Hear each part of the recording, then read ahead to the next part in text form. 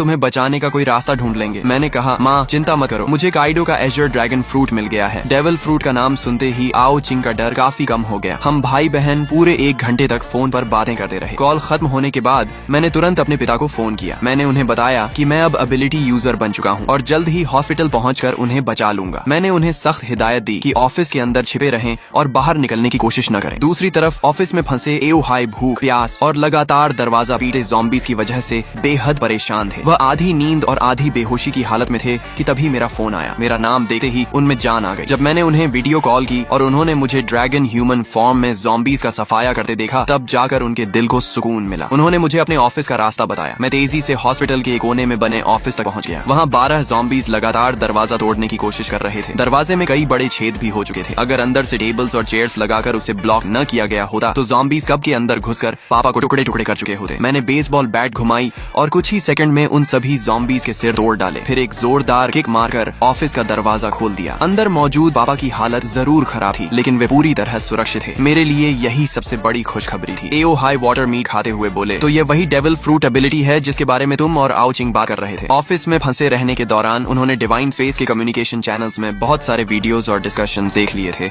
इसलिए उन्हें one piece और डेविल फ्रूट्स के बारे में कुछ जानकारी हो गई थी। मैं हंस पड़ा और एक और अंदर घुसे ज़ॉम्बी का सिर बैट से कुचलते हुए बोला, कैसा लगा आपका बेटा? कूल है ना? आओहाई मुस्कुराकर बोले, बहुत कूल है बदमाश। अपोकलिप्स शुरू होने के बाद उन्होंने अपनी आंखों से अनगिनत लोगों को ज़ॉम्बीज़ के हाथों मरते देखा था। ऐसे में उनका पूरा परिवार अभी तक सुरक्षित था। यही उनके लिए सबसे बड़ी खुशी थी। हॉस्पिटल से बाहर निकलते समय मैंने देखा कि कई बिल्डिंग्स के दरवाजों और खिड़कियों के पीछे लोग छिपे हुए बाहर झांक रहे थे। जब उन्होंने एओहाई को एक ड्रैगन मैन के साथ जाते देखा और यह भी देखा कि वह ड्रैगन मैन कितनी आसानी से ज़ॉम्बीज़ को मार रहा है, तो कई लोग मदद के लिए चिल्लाने लगे, ओल्ड हाई हमें भी बचा लो। आओहाई के चेहरे पर दया की झलक दिखाई दी। उन्होंने कहा, हाओ इन्हें भी बचा लो, ये सब मेरे कॉलीग्स हैं, बहुत बेचारे हैं। मैंने ठंडे स्वर में जवाब दिया, बचाकर क्या करूंगा? क्या मैं इन्हें एक एक करके इनके घर भी छोड़ूंगा? और अगर घर पहुंच भी गए तो क्या वे निश्चित रूप से जिंदा रह पाएंगे? मैंने उनकी पुकारों को अनसुना किया और पापा को लेकर आगे बढ़ गया। रास्ते में हम उस कमरे के पास पहुंचे जहां लिन कुई और लियू मेंगियन छिपे हुए थे। मैंने दरवाजे पर हमला कर रहे ज़ॉम्बीज़ को खत्म किया और फिर एक बार में दरवाजा तोड़ दिया। मुझे देखकर दोनों तुरंत बाहर आ गए और एक साथ बोले, मास्टर। ये सुनकर आओहाई की आंखें फैल गईं। एक तरफ मांसपेशियों से भरा विशाल आदमी और दूसरी तरफ एक बेहद खूबसूरत महिला, दोनों मेरे सामने इतनी इज्जत से झुके हुए थे। खासकर लियू मेंगियन द्वारा मुझे मास्टर कहना उन्हें और भी अजीब लग रहा था। उनके चेहरे पर साफ लिखा था, हे भगवान, मेरा बेटा आखिर बाहर क्या क्या कर रहा है। यहाँ तक कि मेरी 2 जन्मों की मोटी चमड़ी भी थोड़ा गर्म हो गई। मैंने सामान्य बने रहने की कोशिश करते हुए कहा, ये दोनों रास्ते में मिले छोटे भाई बहन जैसे हैं। लेकिन आओहाई की आंखें साफ कह रही थीं कि उन्हें मेरी बात पर जरा भी विश्वास नहीं हुआ। मैं और कुछ समझाने की बजाय चुप हो गया। हम सभी ट्रक तक पहुंचे। मैंने पापा को फ्रंट सीट पर बैठाया।